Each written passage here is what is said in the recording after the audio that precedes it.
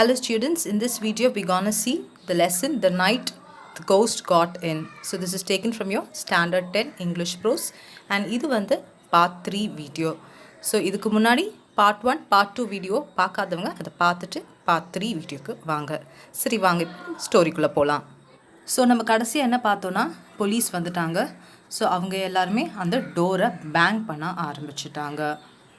Flashlight short streaks of gleam up and down the walls, across the yard, down the walk between our house and Boardwell. So police அதான் காப்லாம் வந்துட்டாங்க. So அவங்களோட flashlight பார்த்திங்கன்னா மேலே கீழேயும் ஆட்டிக்கிட்டு இருக்காங்க. அது போர்ட்வெல்லோட வீட்டு சைட்லேயும் பார்த்திங்கன்னா நம்ம வீட்டு சைட்லேயும் அவங்க சேர்த்து ஆட்டிக்கிட்டு இருக்காங்க. Open up cried a hoarse voice. தொடங்க அப்படின்னு சொல்லிட்டு ஒரு போலீஸ்மேன் அங்கேருந்து சொல்கிறாரு. We are men from the headquarters. So அவர் சொல்கிறாரு, நாங்கள் ஹெட் குவார்ட்டர்ஸ்லேருந்து வந்திருக்கோம், அதாவது நாங்களாம் போலீஸ் காப், ஓப்பன் பண்ணுங்கள் அப்படின்ற மாதிரி அவர் சொல்கிறாரு. I wanted to go down and let them in since there they were but mother wouldn't hear of it. எனக்கு கீழே போய் டோரை ஓப்பன் பண்ணணும் அப்படின்னு இருந்துச்சு, ஆனால் அம்மா என்னை விடலை. ஏன்னு பார்த்தீங்கன்னா you haven't a stitch on, she pointed out, you'd catch your death. இங்கே என்ன சொல்கிறாங்கன்னா you haven't a stitch on அப்படின்னா பையன் வந்து குளிச்சுட்டு அப்படியே வெளியில் வந்திருக்கான் டவலோட, வேறு எந்த ஒரு ட்ரெஸ்ஸுமே இல்லை. ஸோ அது எந்த ஒரு தையலுமே அந்த ட்ரெஸ்ஸில் இல்லை அப்படிங்கிற மாதிரி. ஸோ எந்த ஒரு ட்ரெஸ்ஸு நீ போடலன்ற மாதிரி அவங்க அம்மா சொல்ல வராங்க. ஒரு வேளை நீ கீழே போனீன்னா, தனியாக போனீங்கன்னா இறந்து போயிடுவேன் அப்படின்ட்டு அவங்க அம்மா பயன்படுத்துகிறாங்க. I wound the towel again around me again. So திரும்பவும் அந்த டவலை இருக்க நான் கட்டிக்கிட்டேன். Finally the cops put their shoulders to a big heavy front door with its thick beveled glass and broke it in. So கடைசியில் அந்த cops என்ன பண்ணுறாங்கன்னா நம்ம படத்தில் பார்க்குற மாதிரி தன்னுடைய ஷோல்டர்ஸை யூஸ் பண்ணி அந்த கிளாஸை இடித்து உடைக்கிறாங்க. அந்த கிளாஸ் எப்படி இருக்குன்னா பெவல்டு கிளாஸ், அதாவது ஒரு ஸ்லோப்டு கிளாஸ். ஸோ ஃபைனலாக அவங்க ஷோல்டரை வச்சு இடித்து அந்த கிளாஸை உடச்சிடுறாங்க. I could hear a rending of wood and a splash of glass on the floor of the hall. So எனக்கு வந்து சவுண்டு கேட்குது. ரெண்டிங் ஆஃப் வுட் அப்படின்னு பார்த்தீங்கன்னா அந்த மரத்தினால ஆன கதவோட கிழிகிற சத்தம் எனக்கு கேட்குது. அதே போல் அங்கே இருக்கிற கிளாஸை வந்து உடச்சதுனால அந்த கிளாஸ் உடஞ்சி கீழே செதறி போய் விழுந்த சத்தமும் எனக்கு காதில் கேட்குது அப்படின்னு இங்கே அவர் சொல்கிறாரு. Their lights played all over the living room and crisscrossed nervously in the dining room, stabbed into hallway, shot up the front stairs and finally up the back. Okay, so எல்லா காப்ஸும் உள்ளே வந்துட்டாங்க டோரை உடச்சி. ஸோ அவங்க லைட்டை வந்து மேலேயும் கீழேயும் ஆட்டுறாங்க. கிறிஸ் கிராஸ்னால் மேலேயும் கீழேயும் நர்வஸாக ஆட்டிகிட்டு இருக்காங்க. முதல்ல லிவிங் ரூம் ஃபுல்லாக தேடினாங்க. அடுத்தது டைனிங் ரூம், அதாவது பேய் இருக்கிற ரூமுக்கு வந்துட்டாங்க. அடுத்தது ஹாலுக்கு வந்துட்டாங்க. அதுக்கப்புறம் அந்த ஸ்டெப்ஸ், அதாவது ஸ்டேர் கேஸ் மேலே நடந்து நாங்கள் இருக்க இடத்துக்கே அவங்க வந்துட்டாங்க. They caught me standing in my towel at the top. So என்னை பிடிச்சிட்டாங்க. நான் வந்து டவலில் நின்றுட்டு இருக்கதை அவங்க பார்த்துட்டாங்க. A heavy policeman bounded up the steps. Who are you? He demanded. I live here, I said. So ஒரு போலீஸ்மேன் அங்கே ஏறி வந்து கேட்குறான், யார் நீ அப்படின்ற மாதிரி மிரட்டுறான். உடனே அந்த பையன் என்ன சொல்கிறான்னா, நான் இங்கே தான் இருக்கிறேன், இது என்னோட வீடு தான் அப்படின்னு அவன் சொல்லிடுறான். The officer in charge reported to the mother. No sign of nobody lady, he said. So அந்த ஆஃபீஸர் வந்து என்ன பண்ணுறது, போலீஸ் காப் என்ன சொல்கிறாருன்னா, எங்கள் அம்மா கிட்ட யாருமே இல்லையே இங்கே அப்படின்ற மாதிரி அவர் சொல்லிடுறாரு. Must got a way what heat like. So ஒரு வேளை அவன் போயிருக்கலாம். தேர் வேர் 2 or 3 of them, mother said. So ஒரு வேளை அவன் இப்போ போயிருக்கலாம், ஆனால் வந்து நான் 2 இல்லைனா 3 பேர் இங்கே வந்திருப்பாங்கன்னு நான் நினைக்கிறேன். woofing and carrying on slamming doors. Funny, said the cop. All your windows and doors was locked on the inside, tight as a tick. So அம்மா சொல்கிறாங்க, ஒரு வேளை 2 இல்லைனா 3 பேர் உள்ளே வந்தாங்க அப்படின்ற மாதிரி இங்கே சொல்கிறாங்க. ஆனால் அந்த காப் என்ன சொல்கிறார், ஃபனி, இது நம்புகிற மாதிரி எனக்கு தெரியலையே, எல்லா டோரும் விண்டோவும் உள்ளே இருந்து நல்லா லாக் ஆயிருந்தது, அப்படி இருக்கும்போது எப்படி திருடன் உள்ளே வந்திருக்க முடியும் அப்படின்ட்டு அவங்க சொல்கிறாங்க. Downstairs we could hear the tromping of the other police. So கீழே வந்து பார்த்திங்கன்னா இன்னும் நிறைய போலீஸ் அங்கே நடந்து அந்த ரூம்லலாம் தேடிக்கிட்டு இருக்காங்க. Police were all over the place. Doors were yanked open. Drawers were yanked. அதாவது ஸோ கீழே ஃபுல்லாக போலீஸ் நடந்துட்டு இருக்காங்க. ஸோ இந்த இடம் ஃபுல்லாக, அதாவது எங்கள் வீடு ஃபுல்லாகவே போலீஸ் வந்துடுறாங்க. டோர்ஸ் வே யாங்க்ட் ஓப்பன்னா pulled open, pulled. So doors எல்லாம் வேகமாக திறக்கிறாங்க. ட்ராயர்ஸும் திறந்து பார்க்குறாங்க. Windows were shot up and pulled down. Furnitures fell with dull thumps.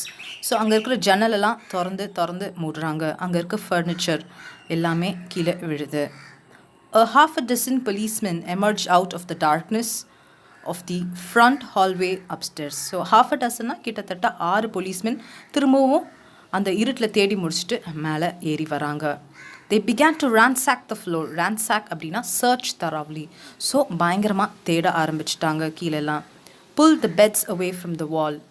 So அங்கே இருக்கிற பெட்டை வந்து நகர்த்து பார்க்குறாங்க, செவுத்துக்கிட்டேருந்து நகர்த்துறாங்க. Tore clothes off hooks in the closet. Closetனா அந்த ட்ராயர், இந்த ட்ரெஸ்ஸிங் ரூமில் இருக்கிற க்ளோத்ஸ் எல்லாம் அவங்க எடுத்துடுறாங்க. Pull suitcase and box of shells. Suitcase, இந்த ஷெல்ஸு எல்லாத்துலேயுமே அவங்க தேடுறாங்க. One of them found an old zither that Roy had won in a pool tournament. So அதில் ஒரு போலீஸ் காப் வந்து ஜித்தர், அதாவது ஒரு மியூசிக்கல் இன்ஸ்ட்ருமெண்ட்டை வந்து அங்கே பார்க்குறாரு. அந்த மியூசிக்கல் இன்ஸ்ட்ருமெண்ட் என்னன்னு பார்த்தீங்கன்னா ராய், அதாவது நம்ம ஆத்தரோட இன்னொரு பிரதர் வந்து ஸோ இதை வின் பண்ணியிருக்காரு ஏதோ ஒரு டோர்னமெண்ட்டில். Look here Joe is set, strumming it with a big paw. அதாவது அதை எடுத்து கையில் எடுத்துகிட்டு இங்கே பாரு ஜோ அப்படின்னு சொல்லிட்டு அந்த போலீஸ்மேன் இன்னொரு போலீஸ்மேனை பார்த்து சொல்கிறாரு. The cop named Joe took it and turned it over. So உடனே ஜோ வந்து அதை கையில் வாங்கிட்டு அதை திருப்பி பார்க்குறாரு. What is it? He asked me. இது என்ன அப்படின்ட்டு என்னைய பார்த்து கேட்குறாரு. It's an old zither. Our guinea pig used to sleep on, I said. இது வந்து ஒரு ஓல்டு மியூசிக்கல் இன்ஸ்ட்ருமெண்ட். எங்களோட கினி பிக் அப்படின்னா பிக்னா இங்கே பிக்கு கிடையாது, ஒரு ராடண்ட், அதாவது ஒரு குட்டியாக ஒரு மவுஸ் மாதிரி இருக்கும். It's a tailless South American rodent. ஓகேயா? ஸோ அதுதான் வந்து இந்த கினி பிக். அந்த கினி பிக் வந்து யூஸ்வலாக வந்து இது மேலே தான் படுத்து தூங்குமா அப்படின்ட்டு நான் சொன்னேன். It was true that a pet guinea pig we once had would never sleep anywhere except on the zither. But I should never have said so. So ஆமாம், இந்த மாதிரி ஒரு பெட்டு கினி பிக் வந்து வளர்த்தாங்களாம். அது எப்போவுமே வந்துட்டு இந்த ஜித்தர் மேலே தான் படுக்கும். ஆனால் இதை நான் சொல்லியிருக்கக்கூடாதுன்னு அவர் நினைக்கிறாரு. Joe and the other cop looked at me. For a long time, they put the zither back on the shelf. So அந்த ஜோ காப், இந்த காப் 2 காப் இருக்காங்களே, ஒருத்தர் வந்து ஜோ, இன்னொருத்தர் வந்து பேர் சொல்லலை. அவங்க 2 பேரும் என்னை ரொம்ப நேரமாக ஒத்து பார்த்துட்ருக்காங்க. அதுக்கப்புறம் இந்த ஜித்தரை வந்து திரும்பி ஷெல்ஃப் மேலே வச்சிடுறாங்க. No sign or nothing, said the cop, who had first spoken to my mother. எதுவுமே எங்களுக்கு தெரியலையே, இங்கே யாரும் வந்த மாதிரி எங்களுக்கு தெரியலையே அப்படின்னு சொல்லிட்டு அவங்க அம்மாக்கிட்ட சொல்கிறாங்க. The lady seems hysterical. ஹிஸ்டரிக்கல்னா அன்கண்ட்ரோல்ட் எமோஷனில் இருக்கிறாங்க. அவங்களுக்கு அம்மாவுக்கு ஒன்றுமே புரியல என்ன நடக்குதுன்னேட்டு. They all nodded but said nothing. Just looked at me. எல்லாருமே வந்து எதுவுமே சொல்லாமல் சும்மா தலையை மட்டும் ஆடிட்டு எல்லாரும் என்னைய திரும்பி பார்க்குறாங்க. In the small silence, we all heard a creaking in the attic. So உடனே எல்லாருமே அமைதியாகிட்டாங்க. யாருக்குமே என்ன நடக்குதுன்னு புரியல. அந்த சைலன்ஸில் பார்த்தீங்கன்னா திடீர்னு ஒரு சத்தம், ஏதோ ஒன்று உடையிற சத்தம் அட்டிக்கில் கேட்குது. அட்டிக்கில் யார் இருக்காருன்னு பார்த்தீங்கன்னா அவங்க தாத்தா தான் படுத்துக்கிட்டு இருக்காரு. Grandfather was turning over in bed. தாத்தா வந்து பெட்டில் திரும்பி படுக்க ட்ரை பண்ணுறாரு. ஸோ அந்த படுக்கும்போது அந்த பெட்டில் வந்து கிங்குன்னு ஒரு சத்தம் வருதான். அந்த சத்தம் தான் இவங்க எல்லாருமே கேட்குறாங்க. What's that? Snapped Joe.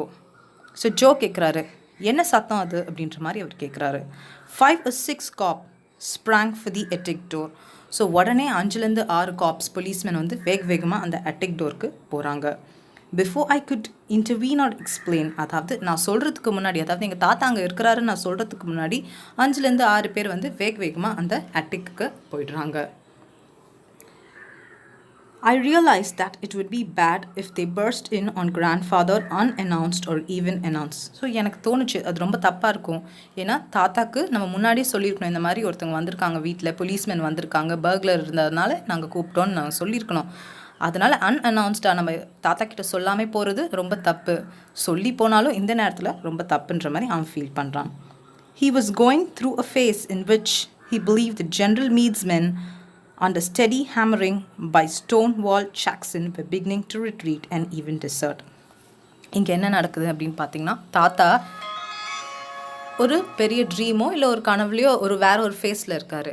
என்னன்னு பார்த்தீங்கன்னா, அதாவது அவர் வந்து ஒரு மிலிட்ரி மேனில் இருந்துக்கும்போது, ஸோ இந்த பழைய டைமில் வந்து இந்த யூஎஸ் ஆர்மி சண்டை போடும்போது 2 பிரிவாக இருந்துச்சு. ஒன்று வந்து ஜென்ரல் மீடோட ஆர்மி, இன்னொன்று வந்து ஸ்டோன்வெல் ஜாக்சன். ஸோ அந்த வார் நடக்கும்போது யூஎஸில் இந்த ஸ்டேட் 2ஆக பிரிஞ்சிடுது. ஸோ யூஎஸ்க்கு ஆதரவாக இருந்தது வந்து ஜென்ரல் மீட், எதிராக இருந்தது ஸ்டோன்வெல் ஜாக்சன். ஸோ இவங்க 2 பேருக்குள்ளே சண்டை நடக்குது. ஸோ அதை தான் இவர் இங்கே நடக்கிறாரு.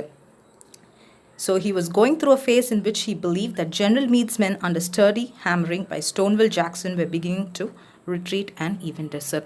இந்த ஸ்டோன்வெல் ஜாக்சன் பயங்கரமாக சண்டை போடுவாராம். ஸோ ஜென்ரல் மீடோட ஆர்மியில் இருக்கிறவங்க ரொம்ப பயந்துட்டாங்க. ஸோ அதனால் என்ன பண்ணுறாங்க, ரிட்ரீட் அப்படின்னா ஒரு சிலர் வந்து ஓடி போயிடுறாங்க, டெசர்ட்னா இது வேண்டான் அப்படின்னு சொல்லி விலகி போயிடுறாங்க. ஸோ அவங்களாம் இங்கே வந்துட்டாங்க அப்படின்ட்டு தாத்தா நினச்சிக்கிட்டாரு. When I got to the attic, things were pretty confused. நான் போலீஸ்மென்லாம் அங்கே போயிட்டாங்க, நான் இங்கேருந்து அங்கே போகிறதுக்குள்ளே எல்லாமே மாறி போயிடுச்சு, எல்லாமே ரொம்ப கன்ஃபியூஸ்டாக இருந்தது. Grandfather had evidently jumped to the conclusion that the police were deserters from Meade's army trying to hide away in the attic. So நாங்கள் போகிறதுக்குள்ளே தாத்தா ஒரு முடிவு எடுத்துட்டார், இவங்கெல்லாம் ஜென்ரல் மீடோட ஆர்மி, ஸ்டோன்வெல் ஜாக்சனோட அடி தாங்காமல் இங்கே அட்டிக்கில் வந்து ஒளிஞ்சிக்க வராங்க அப்படின்ட்டு தாத்தா நினச்சிக்கிட்டாரு. He bounded out of the bed wearing a long flannel nightgown. So இப்போ அடுத்த பாட்டில் வந்து நம்ம என்ன பார்க்கலான்னா, தாத்தா கடைசியில் என்ன பண்ணார், ஸோ உண்மையிலே அது பேயா இல்லை அங்கே உண்மையிலே திருடங்க வந்தாங்களா அப்படின்றத நான் அடுத்த பார்ட் 4ல் உங்களுக்கு நான் சொல்கிறேன்.